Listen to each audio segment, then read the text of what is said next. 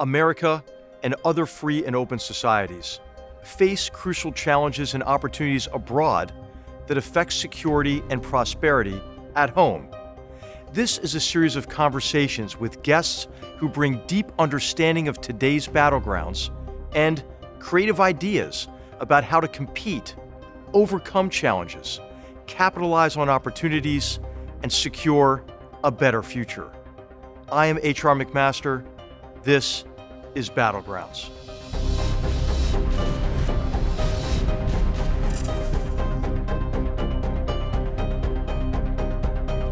On today's episode of Battlegrounds, our focus is on the United Kingdom and its armed forces. Our guest is General Sir Nick Carter, an accomplished strategic leader with over 45 years of military experience. General Carter served as the United Kingdom's Chief of the Defense Staff from 2018 to 2021. In this position, Carter led the British Armed Forces as the most senior uniformed military advisor to the British Prime Minister.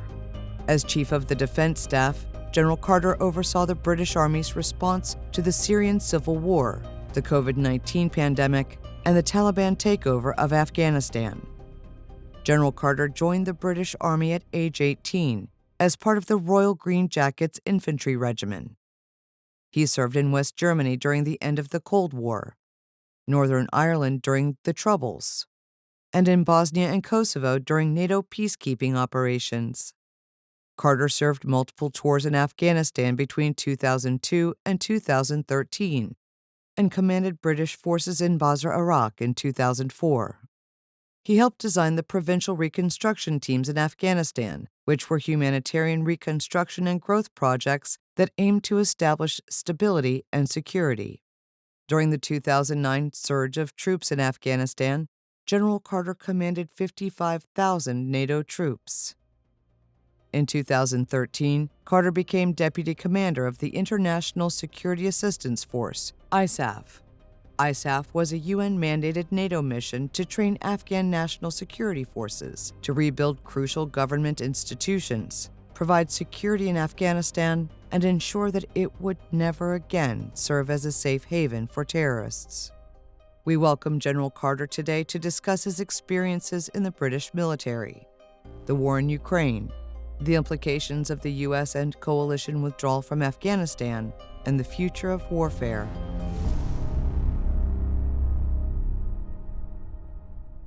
General Sir Nick Carter, welcome to Battlegrounds. It's so great to see you. It's great to be with you, HR. Thank you. Since we've retired, the world's gone to hell. So, General Nick, I'd love to talk with you. You really first about geostrategic dynamics. But first, I want to thank you for your leadership over the years. It was a real privilege to serve alongside you in places like Afghanistan, and to visit you and your division at York. We have a lot of fond memories of your leadership and service over the years.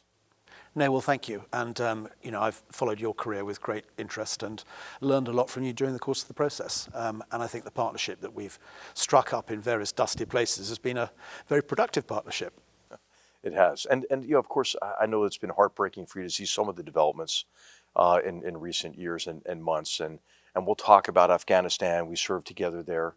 But I'd like to first just talk to you about kind of the general geostrategic dynamics as you see them. The first major war in Europe since World War II is ongoing.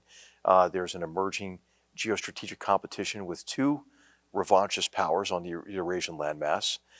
Some are saying that there's the emergence of what we might call an axis of authoritarians, including Russia and China, but also Iran, who's in the game now. Other countries around the world seem to be sizing up that competition and picking sides. And so I just like to ask you, how do you understand the world today? Yes, I think we've returned to an era that is probably reminiscent of the 1930s in terms of the level of disorder that we see and the level of instability. And I think I put that down to three factors. You've mentioned this global competition between great powers. And we're up against now some revisionist powers, with Russia being the acute threat and, of course, China being, in a sense, the chronic challenge. And, of course, they have got an axis of clients around them who share their views on what the world order should look like. And of course, I think also we've seen developments in US foreign policy over the course of the last 8 years or so. And that's had a bearing, I think, on how that competition is playing out. And I think the world is breaking down now, in a sense, into a framework where you've got three broad groupings of countries. You've got those who are pro-West, those that we've been talking about who are clearly anti-West.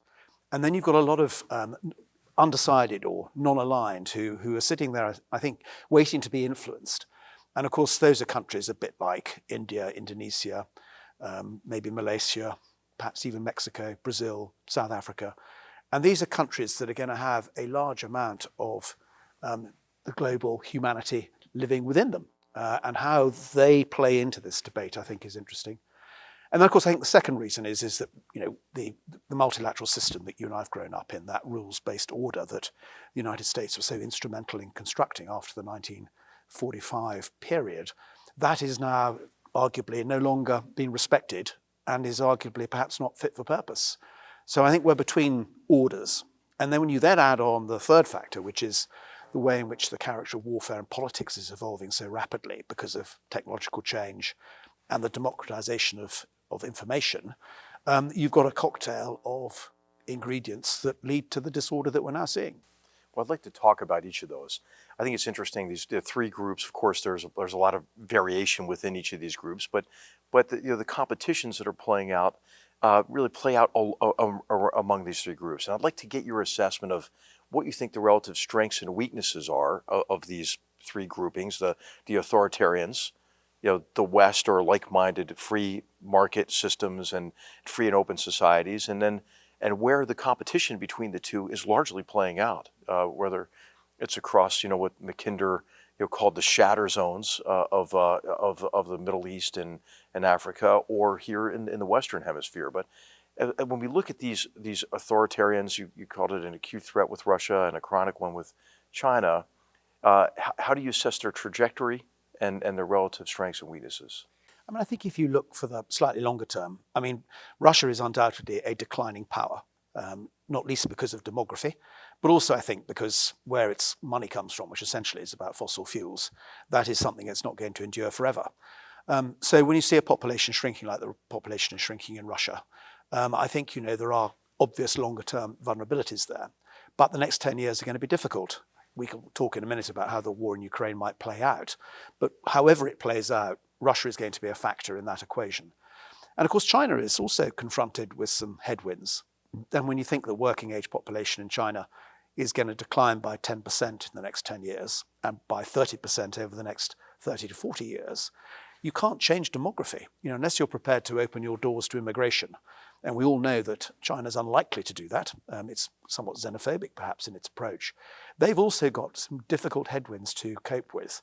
And of course, they've got a middle class that wants to be wealthy and wants to be, productive and everything that goes with it. And that's going to be quite a challenging beast to keep going, given that demography and how that demography is going to change. But we should be in no doubt that over the course of the next 10 to 15 years, China and what China is doing with its technology, and much of what President Xi Jinping is saying publicly about where he wants China to be placed in the next decade, means that there are some serious questions that we need to think about how we're going to answer. Certainly, I think it's a cause for concern. I'm thinking of his recent 4 speeches at the 2 sessions in which he seemed to be preparing the Chinese people for war. And I think when you read more and more of these primary documents, it's a cause for concern. It does seem to me, too, Sir Nick, that that there is this perception on the part of these authoritarian regimes that we are weak. We being, our open democratic societies and our free market economic systems. I think the joint declaration that Xi Jinping and Putin made right before the Beijing Olympics is telling, in that really the message was, hey, you're over. But I think Putin certainly was in for a surprise. I think at least the record is mixed. I mean, we have some what appear to be some cracks with, I think, President Macron's visit to China may not have been the right message at this time. But the NATO alliance has not only held together but has expanded. You went through Brexit, but I think European unity on the issue of Ukraine, and now the waking up, even on the part of Germany, for the need to compete with Russia and to take more responsibility for their defense, to do what Donald Trump was asking them to do actually during his presidency, to share more of the burden and don't give coercive power over your economy to Russia. And I think the transatlantic, relationship and alliance looks pretty strong to me. But, of course, it's never going to be perfect. But we do have kind of a new conscience in Europe to a certain extent, in Eastern Europe, centered maybe on Poland, and I think the Scandinavian countries are quite strong. What's your overall assessment of us being the West? And we could obviously talk about the relationship with Japan as well and others. I mean, I think that, as you inferred, Putin will have been surprised, as I suspect will Xi Jinping, by the sense of Western cohesion that emerged during the course of that invasion last February. And I remember, sitting around our National Security Council table in the UK the previous year, and whilst we were mentally wargaming what might play out in Ukraine, I don't think anybody around that table would have imagined that we'd have been able to do the sort of actions that have followed in March, only 6 months later, when he invaded Ukraine, expelling Russia from the SWIFT system, banking system. None of us, I think, would have imagined we'd have ever have gone as far as that. And of course, we've gone even further in terms of those financial sanctions. So I think they will have been surprised by that. And of course, we now see that China is doing what it can to try and reduce its vulnerability to those sorts of approaches that we've done in economic terms. But I think what, of course, they miss is that whilst, the froth at the top of our politics is populist and looks like we're becoming decadent and we're missing the point, the reality is that democracies like ours, and particularly the United States of America, have this infinite ability to be able to reinvent itself. And that's what the United States has always done. And we as your allies also feel that reinvention every time it occurs. And I think in reinventing, that is our great strength and our ability to be able to counter authoritarian regimes that can't reinvent themselves. They are essentially fragile. Putin's regime is fragile, as is Xi Jinping's, because it's centralized. And if you have a centralized relationship with your population, like they both do, that leads to vulnerabilities and it leads to fragility. And we shouldn't lose sight of that. And of course, the thing that bothers both of those gentlemen are the prospects of color revolutions, like we saw playing out as the Soviet Empire came to a conclusion. And they mentioned it explicitly in their joint statement just recently as well. There'll be no color revolutions. We're against those. And I'm thinking of what Wang An said, who was a great American citizen, Chinese immigrant to the United States, and founded Wang Computers. And he basically said that democracies, we have our problems, but what we have is we have mechanisms for self-correction short of revolution. We have a say in how we're governed. And so I guess to your point, we look ugly, from the outside. But I do think that we're more resilient than maybe our adversaries give us credit for. And of course, Russia looked pretty darn strong, on parade, their military did. And they didn't actually fight very well in February of last year. And it's revealed, really deficiencies in their military. Of course, the reinvasion of Ukraine has been a galvanizing moment. We're talking about the West, but really the support for the Ukrainians and the degree to which countries are willing to condemn the invasion and condemn Russia's aggression has varied across that third grouping of countries you discussed. I'm thinking of India and the Emiratis and others who we thought we might have counted on. How do you see that competition playing out? The competition between the authoritarian revisionist powers and the West broadly playing out in the some people call it the global South, but it's much more than that. It involves the most populous country on earth, India, the largest democracy on earth. Yes, I think we should look at ourselves quite closely in the mirror on this particular issue. I travel quite widely in my new life, and I go to countries in Africa and also in South Asia. And people will say to me, what's the difference between what Mr. Putin is doing in Ukraine and what you did in 2003 in Iraq? And of course, superficially, you can see why they would ask that question. And of course, none of them are necessarily prepared to listen hard to the arguments that we might put across as to why Iraq actually is rather different to what took place in Ukraine. And then I think if you also look at the way that we probably behaved during COVID, where we made very sure that we'd inoculated our population 3 or 4 times over before we perhaps lent into, what those countries might have needed in terms of vaccinations and everything associated with it, you can see why there's possibly a slightly cynical agenda, a slightly cynical view as to our behavior. And I think we therefore need to be reflecting on that. And I think we need to remind ourselves what Western soft power was all about. And we need to remind ourselves that the values that we espouse and the soft power that flows from those values needs to be given to these countries in a way that genuinely resonates. And we need to think about our narrative. And until we get that right, we are going to have, I think, not necessarily the strongest hand to play in relation to the relationships we need to have with those sorts of countries. And that requires a great deal of thought. And I think we underestimate the power of our soft power and how that soft power should be applied globally to achieve that effect. And that's what we've got to go back and think hard about, I would suggest. And I think maybe our greatest assets in that connection are Xi Jinping and Vladimir Putin. I mean, with obviously Vladimir Putin, really perpetuating these serial episodes of mass homicide in the Syrian civil war, and trying to pose both as arsonist and fireman in the region. China's predatory lending practices, for example, and creation of servile relationships with corrupt governments. And I think the more we can pull the curtain back on that and provide an alternative, I think, to these various forms of aggression is important. And I think we just have not done a good job, as you mentioned, in engaging others and explaining, really how, this ideally should not be a choice between, Washington and Beijing. It should be a choice between sovereignty and servitude, with us obviously being on the side of sovereignty, in that choice. I'd like to ask you, beyond soft power, how about some good old-fashioned hard power, right? The invasion, reinvasion of Ukraine obviously was not deterred. I think that the preferred means of deterrence had been the threat of sanctions, which turned out to be inadequate. There were a number of actions taken in the lead up to the invasion, pulling both of our fleets out of the Black Sea, assuring Putin about everything we weren't going to do to support the Ukrainians, and it failed, I think, because Putin perceived weakness. But could you really talk about what you think we should have learned from the reinvasion in terms of what is necessary for deterrence to be effective? It's never been foolproof, but as we look at really trying to restore, playing a role at least in restoring peace and preventing further conflict, what should we take away from Ukraine that we can apply more broadly? I absolutely agree with you that soft power needs to be underpinned by hard power.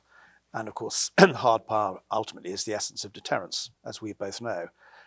I think that going back to the point I made at the beginning about the character of warfare evolving, and what has happened during the course of that is that has blurred the distinctions between peace and war, between state and non-state, between foreign and domestic policy, even between virtual and reality. And that has given regimes like Mr. Putin's regime, and for that matter, the Chinese regime, the opportunity to use new tools, tactics, and techniques to undermine our way of life by exploiting those grey areas that have come as a consequence of that blurring and those distinctions. And of course, what that means is that deterrence becomes harder, because if you are engaged in computer network exploitation within the cyber domain, how do you actually deter without actually competing? The answer is that modern deterrence, I think, increasingly requires countries to compete. You can't just sit back on your laurels, as it were, like this and say, I've got this great force that if you do that, I'll smack you. Because actually they ignore that, because they've got other ways of undermining our way of life and making the sort of mischief that they're making. And we've seen that repeatedly over the course of the last 15 years with, American elections being undermined, probably the Brexit campaign being supported, and so on and so forth. The anti-fracking movement in Europe, Absolutely. to perpetuate Absolutely. dependency on Russian hydrocarbons. So I think we need to think a little differently about deterrence and the fact that deterrence actually requires us to compete. Now, that's not easy for Western democracies, and it's not easy for a Western NATO alliance, which has a series of articles and processes that were designed for a different era.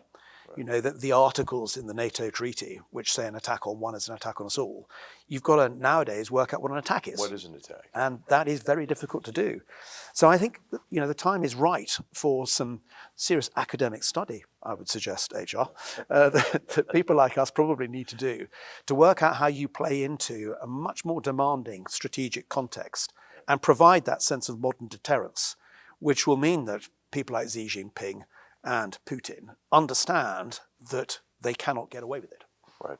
The most recent NATO strategic assessment made some of these points, and I think you're right. I mean, as the historian Conrad Crane has said, there are two ways to fight: asymmetrically and stupidly. Right, and you hope your enemy picks stupidly, like in the 1991 Gulf War, for example. But they're unlikely to do so, and I think that's a lesson of 9/11 as well. What are your prescriptions? I know that you've done quite a bit of work in innovating in the defense space, especially when you're chief of the defense staff and actually chief of the army when you actually formed a brigade that was aimed at really competing more effectively in the information space, for example. And you exercised that brigade to a certain extent during COVID, and I think probably learned some lessons from that. But what do you think are the concrete adaptations that countries can take to integrate all elements of national power to compete against this kind of what some people call hybrid warfare or aggression that operates below the threshold of what might elicit a military response?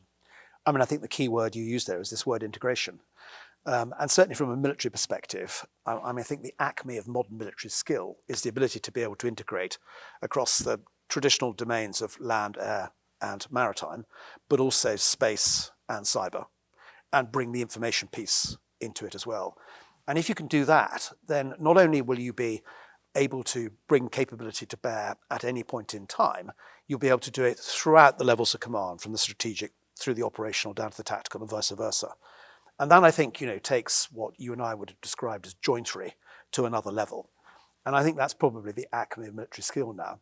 But the challenge for it, of course, is to make it happen.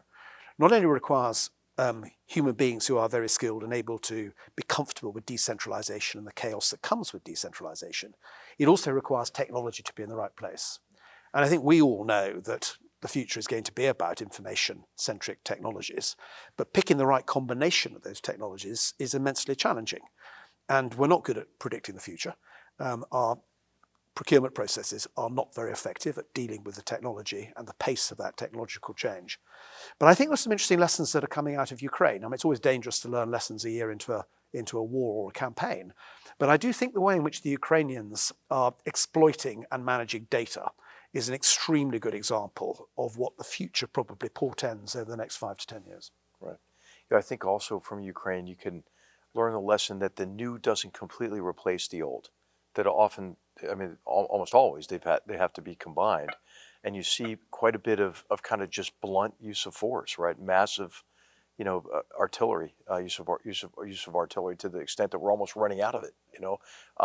The importance of protected mobility and mobile protected firepower and tiered and layered air defense and long-range precision strike, and now, of course, with probably a renewed Ukrainian offensive, engineering capabilities, integrated into maneuver formations. And this is what we understand and have understood across our career as combined arms, air-ground operations, now augmented quite heavily with electronic warfare, drones, operations in cyberspace in the information domain.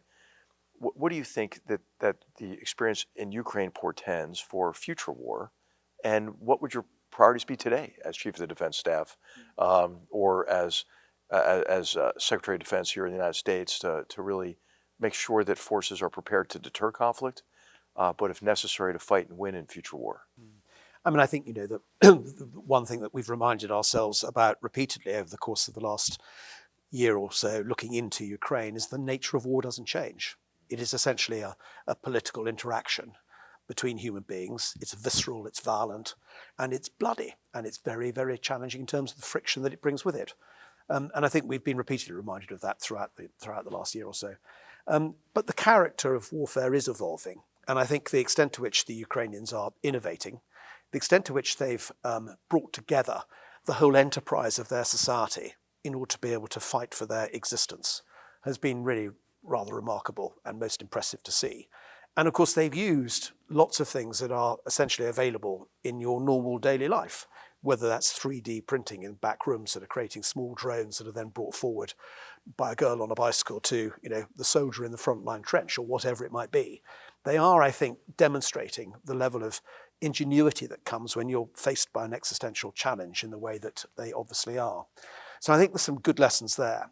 But I think, going back to my point about data, I think how they have exploited data, the way in which they have used commercial satellites provided by an American in order to be able to draw really quite interesting and real-time information from that battlefield, then to be able to translate that information into intelligence that can inform a targeting process in real time, then to apply uber technologies to the way in which they've maneuvered their artillery pieces around that battlefield in order to be able to strike high-value targets and be selective about it, I think is an indication of what our armed forces in the future again have to be able to do.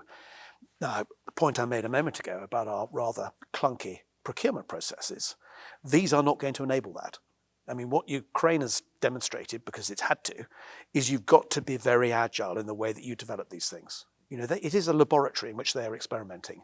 And our militaries need to find a way of getting over the processes that we currently have in order to be able to embrace the level of technological experimentation and development that they're showing on the ground. Yeah. And with a sense of urgency, right? And of course, we served, both of us, in Germany during the Cold War, and then saw the changes in European security that occurred after the end of the Cold War through the 1990s. But then in the 2000s, it seemed as if we failed to adapt to what was a growing and more discernible threat, from a resurgent Russia or a Russia that had designs to threaten European security. We continued to reduce defense budgets, European nations in particular. And I know that it was difficult for you to see the severe reductions in the British Army, for example. I mean, Germany, I think, for all intents and purposes, unilaterally disarmed. I mean, the Bundeswehr that we knew is gone, and now there seems to be a recognition that has to be reversed. What are your predictions about follow through on that, on the ability to not only to modernize more rapidly and have a sense of urgency about it, as you're mentioning, but also maybe to increase the capacity of the armed forces under the recognition that they turned out to be inadequate for deterrence and maybe needed in the future, and of course we hope not. But it does take really forces that have sufficient capability and capacity, can operate for ample scale and duration to win and to demonstrate that to a potential adversary, so they don't have the temerity for aggression.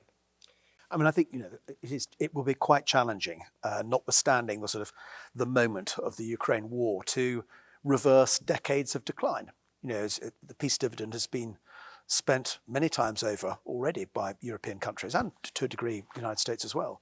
And somehow one has to reverse that. And I think the thing that is most worrying is the extent to which European militaries are hollow, because it's not the stuff you can necessarily see on display which matters, Leopard 2 tanks or attack helicopters, what it might be. It's what you've got in your ammunition bunkers. It's what you've got in your locker of precision missiles and weapon systems. Right. It's all of that stuff that you can't. Parts and exactly, right, yeah. and that, of course, we've seen in spades in terms of from Russia's perspective as well. I mean, they were much more hollow than any of us might have imagined. But how you reverse that hollowness and how you therefore give yourself the basic resilience to be genuinely ready, that is going to take a very long time to change.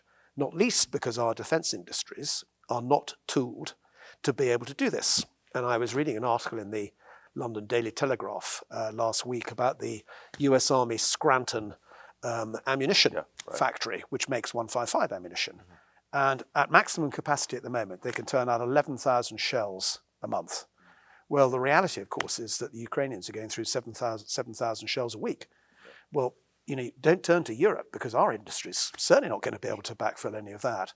And it's those sorts of things which are dull, and there aren't many votes in it, which are going to have to be addressed if we are serious about providing the sort of hard power deterrence which is going to be necessary against a Russia that's not going away anytime soon. Right, and to generate the will to make those investments. And I think it's obviously the lead time, as you're mentioning, is machine tools for this particular plant, but then there's supply chain complications as well. And well, I hope that we do generate the will, but it remains to be seen.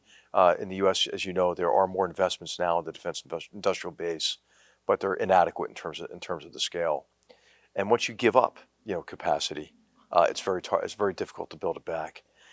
You mentioned already that war really is a contest of wills, and when I look at really the stain of 2021, of August 2021, and the humiliating withdrawal from Kabul, uh, I see that as mainly a failure of will. We heard for many years, oh, there's no military solution to Afghanistan, but the Taliban came up with one, and they came up with one in large measure because I think we engaged in self-defeat based on self-delusion in a number of areas. The Taliban were not terrorists. There's a bold line between them and the Haqqani network and Al Qaeda and so forth. That the Taliban was really Taliban 2.0. That they would be more benign and respectful of human rights and women's rights in particular, or that the Taliban, was going to somehow share power. And I think this all, to me, at the time, seemed like a pipe dream. But when we prioritized withdrawal over the achievement of an aim consistent with what brought us into that war to begin with, all the way back in 2001, I think that's when the writing was on the wall for what we saw as the humiliation. But I'd just like to ask you if deterrence really is capability times will, is our will zero, or can we rekindle our will, and then also reconstitute it? And what's your view of that? That difficult, what we witnessed and the Afghan people experienced, in terms of the withdrawal and surrender. I would say surrender, withdrawal from Afghanistan. Yeah, I mean, it was an extraordinarily painful moment, and I was the CDS at the time, so the equivalent of the chairman, sitting over the top of it. And I had spent, about 3 years of my life in the country, and many other years of my life devoted to the country. So for me, it was a very personally painful period to see that happen. And I very much agree with you. I mean, I think it indicated a failure of political will. And of course, if you put that on top of the way that we performed from 2014 onwards in relation to Putin's invasion of Crimea, small wonder that he thought he could get away with what he's doing in Ukraine now. Because it does demonstrate that extent to which you're prepared to put up for what you really believe in. Now, it's nonetheless a very complex question, isn't it? How the Afghan campaign unfolded.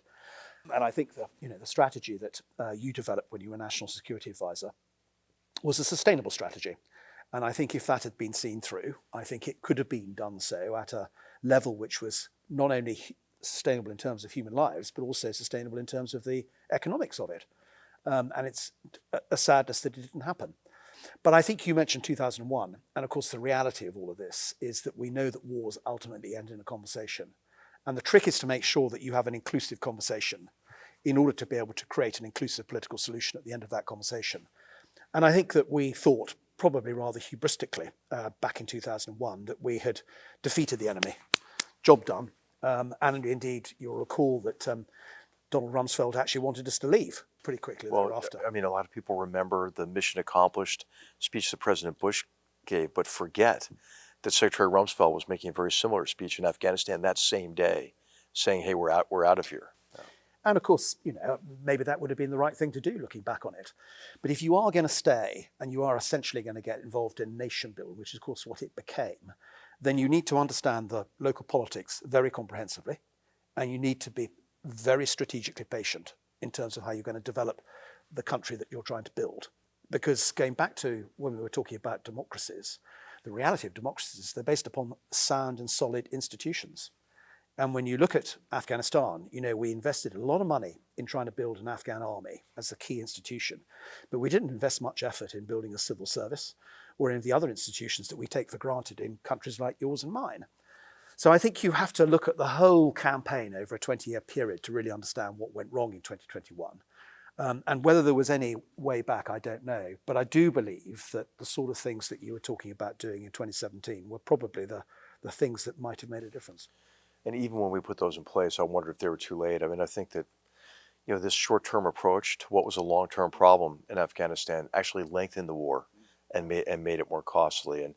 And I hope that we're just not learning the exact diametrically, or the opposite lessons, the wrong lessons from the war, which is like, hey, we'll just never have to do that again. And it reminds me of the army I came into after Vietnam, when the officers with whom I interacted as a cadet at West Point never spoke of Vietnam. We were just never going to have to do that again, that being a counterinsurgency. And of course, that the latter parts of our career were spent fighting counterinsurgencies. Right. I remember my father telling me that when he went through the Staff College at Camberley as a major in the early 1960s, World War I was not discussed. You didn't talk about it. It was a disaster. Now, we all know, having studied World War I since then, that of course there were some amazingly positive lessons to be learnt from that experience, not least the 100-day campaign at the end of World War I.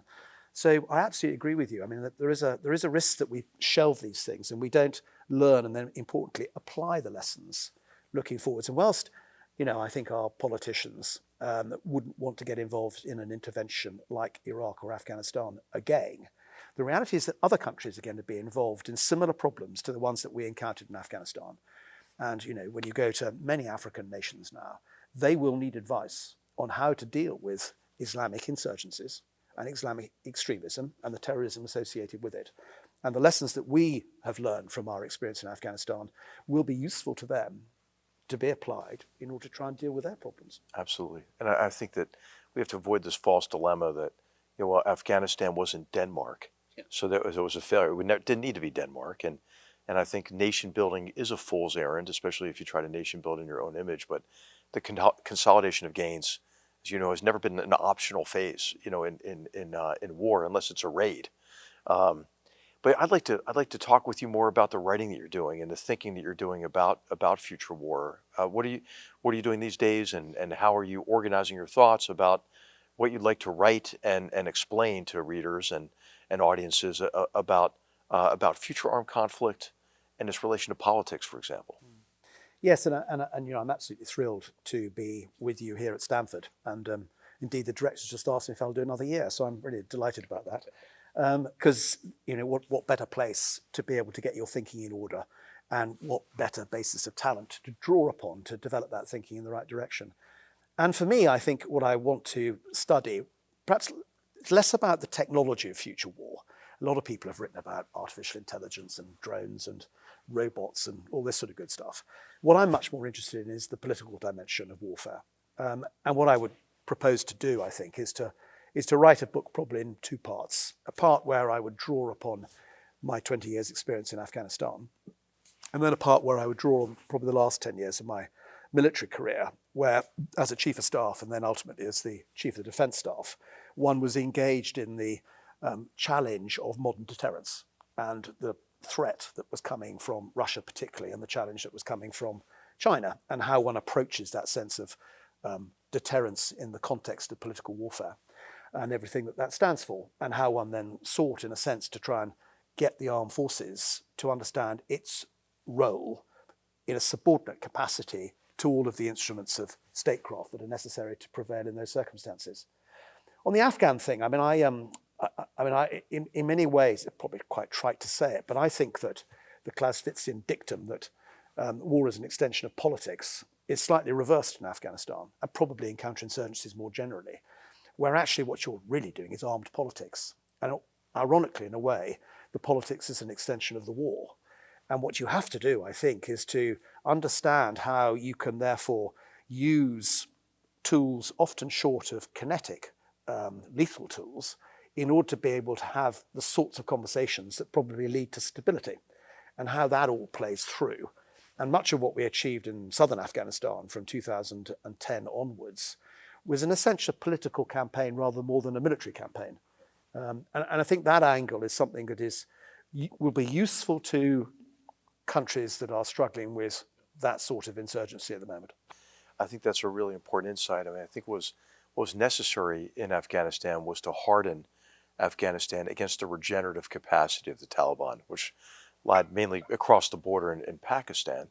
And to do that, you had to strengthen government institutions and functions enough to be able to withstand it. And of course, I think when we were talking to the Taliban in Doha, we should have been talking to Afghans and forcing Afghans to talk to one another, to become stakeholders in strength of institutions, rather than many of them who would become stakeholders of state weakness as they pursued their own kind of particularistic agendas. But you know that old Afghan joke God came to Afghanistan several hundred years ago and saw the nature of the problem.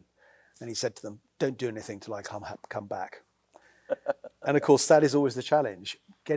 I found in my many years in Afghanistan, it was trying to get the Afghans to own the problem. And it was very difficult sometimes because I think they thought that, you Westerners knew the answer to all these problems. But actually, it was their answers that we really needed. Well, what's sad for me is I would have been fine with us just leaving.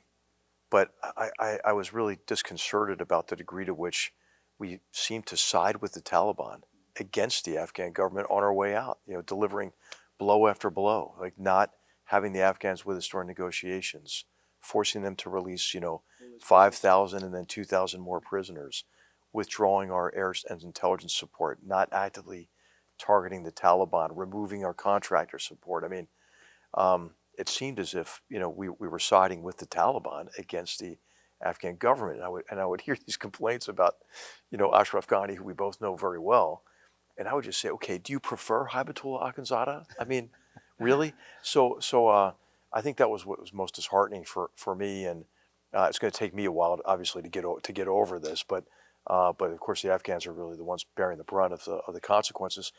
What do you think we should be doing now in terms of what we've learned from everything we've discussed? And this might be a kind of the wrap-up conversation here. We've seen the first major war in Europe since World War II. We've seen increasingly aggressive China. I mean, from bludgeoning Indian soldiers to death in the Himalayan frontier to trying to own the ocean in the South China Sea to threatening Taiwan.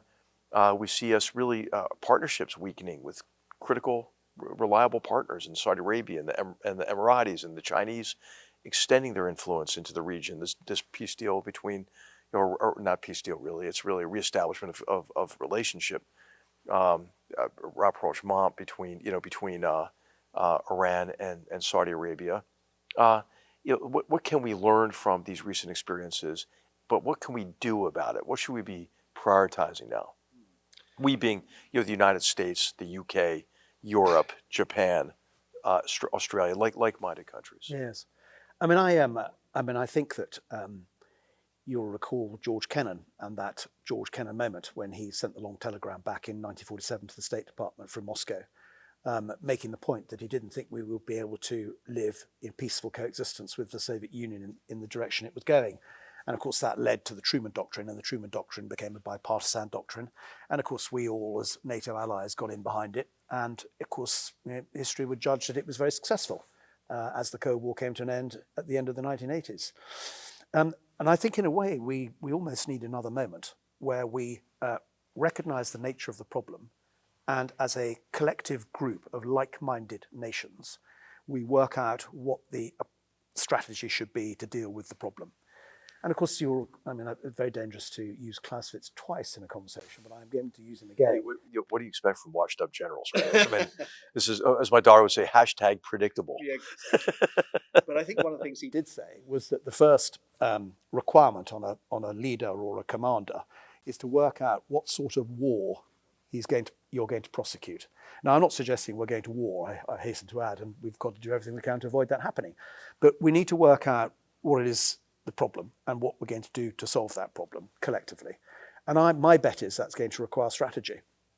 And strategy is a word that policymakers don't necessarily like having thrown in their faces at the moment.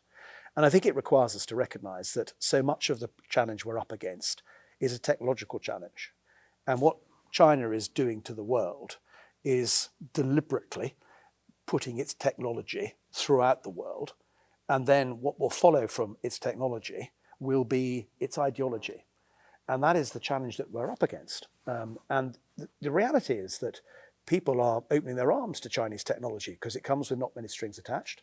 This sort of so-called it's a great deal, right? It is. It's a great deal, and you probably know this. Beidou, which is their equivalent of GPS, means the Big Dipper. It's extraordinarily accurate, and that's the beginning of a city like Nairobi becoming a smart city using Chinese technology to become that smart city. And pretty quickly, surveillance will follow. And what follows with surveillance is the opportunity for governments to behave like authoritarian governments. And this is the sort of problem we're up against. And if we don't think about how we're going to help others to avoid getting sucked into that technological dilemma, then we've got a problem. Absolutely. I mean, the Philippines essentially did it. Now they're trying to figure out how the hell they reduce their exposure to it. Well, General Sir Nick Carter, I can't thank you enough for helping us learn about battlegrounds critical to our future and hopefully a future of peace and prosperity. And it's just wonderful to have you here at Hoover. Great to see you. Thank you so much. No, well, thanks, HR. It's a great privilege to be here, and it's wonderful to be back with you. Battlegrounds is a production of the Hoover Institution, where we advance ideas that define a free society. For more information about our work, to hear more of our podcasts, or view our video content, please visit hoover.org.